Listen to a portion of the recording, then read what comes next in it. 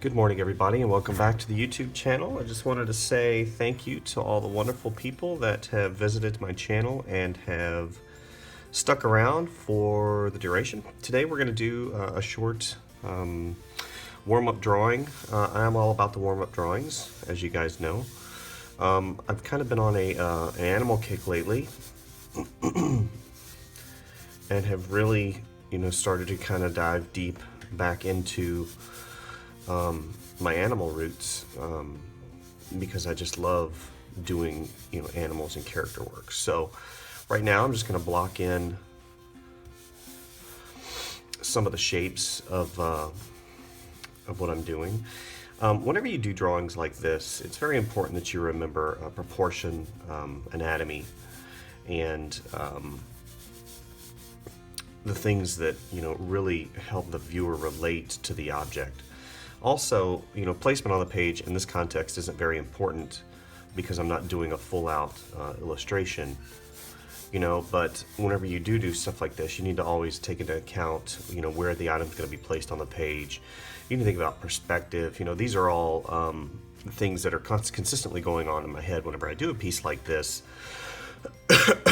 I don't necessarily want to sit down and teach you guys, all those basic principles right now. Those are probably going to be for a later video. However, whenever I did start this piece, I kind of already had into a thought as to exactly what I wanted to do, and mapping it out on my head, and then starting on the illustration, to get started. Is what I did. So anyway, so basically, in the context of where it's going to be placed on the page, and I treat this page as a viewer. I like to look into the viewer or through it to see basically another world. So whenever you look at a drawing, a lot of times people just see the flat page, and that's whenever they start. They might do something really simple, and it sometimes doesn't look very three-dimensional because we don't take into account that we're drawing into a world. So whenever you draw into a world like this, you need to take into account here's the horizon line, placement in that in that last axis, in that z-axis, x, y, and z, because in the world of three dimensions, you have the x, the y, and then you have this third, which has to do with depth, and that's what gives us form. Because whenever you have that depth, then you realize that, there's a forward part of this elephant, there's a top part of this elephant, there's a back or a bottom part of this elephant, and of course there's a part that you can't see, and that is the third part of the equation. So whenever the light comes in and it hits it, right here, it curves around because you have that form, and the light's going to be cast, or the shadow's going to be cast down here. So these are all concepts that are consistent, constantly working in my brain whenever I do a piece or a sketch that that I'm trying to tell a story with. So that being said, now that I've sufficiently confused you,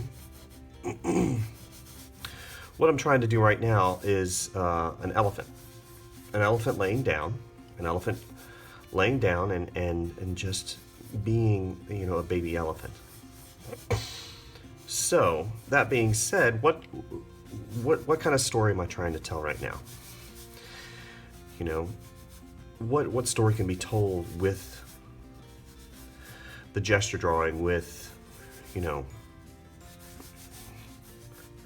with the lines being put on the page? You gotta think of anatomy. Anatomy has to be correct. You have to look at it. It has to be an elephant. And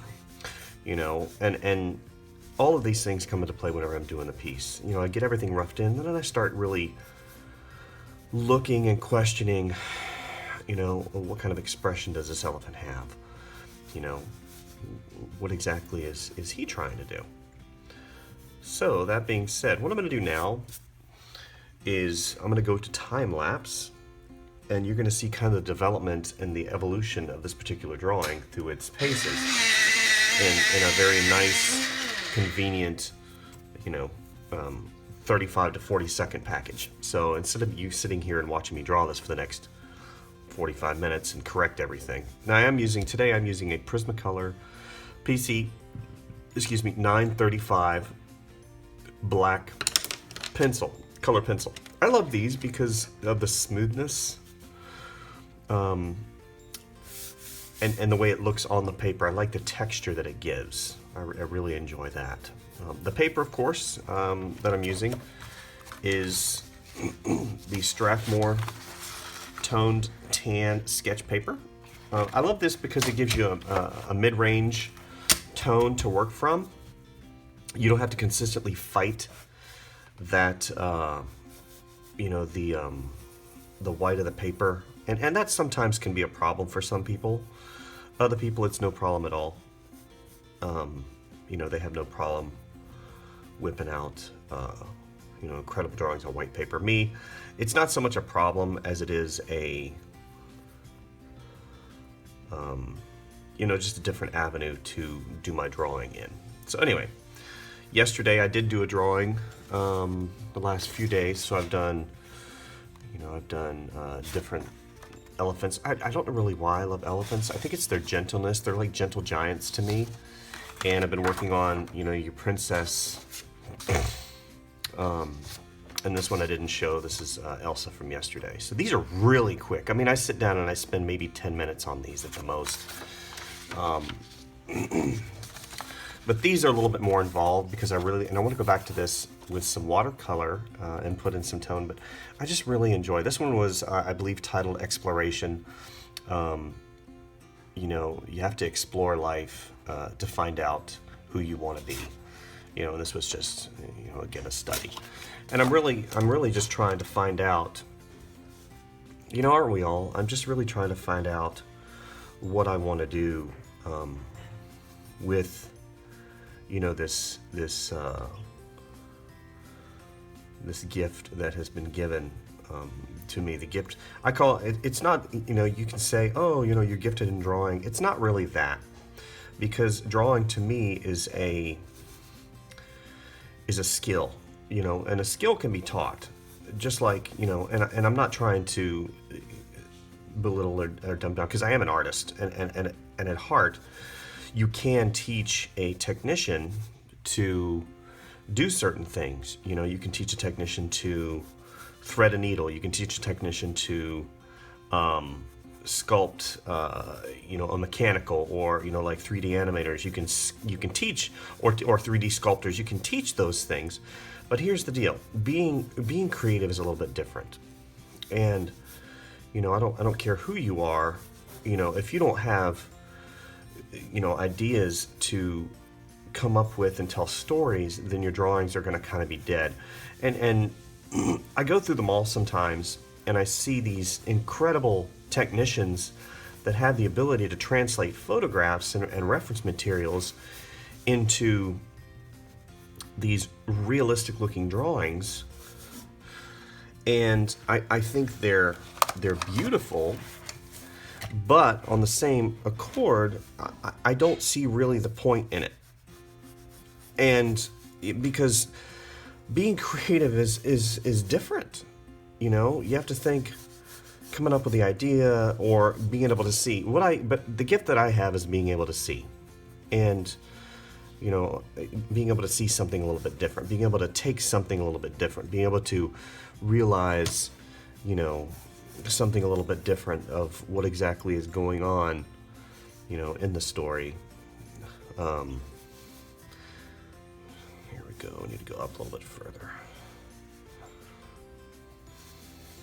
See, this is kind of what I'm doing right now is, since the elephant is laying on its side, gravity is pulling down on the flesh. So there's going to be I say like a cascading of flesh that kind of comes around, and it kind of, and it basically, you know, you have to think of it like, let me go back here to that page because I don't want to keep wasting paper here. Okay, so we come back here, and, you know, you have this top part, which is the skull, and then you have this flesh that comes down. So you got to think how gravity is going to affect that lower part of the flesh, because whenever you press on something, the flesh gets pushed out. You know, this distance here between the skull, you know, gets pushed out. So whenever you do the elephant, you have to think, how is his flesh going to come down and around his skeleton? Because he weighs a lot. So that's why I turned it to the side to kind of think, well, if this head comes here, the contact is going to be down here, so it needs to, I need to think where this other, the other part of this eye socket is going to be. Because the way elephant skulls are, the eyeballs right here. There we go. They're massive, and that's a rigid part. So it's a rigid skeleton surrounded by soft tissue.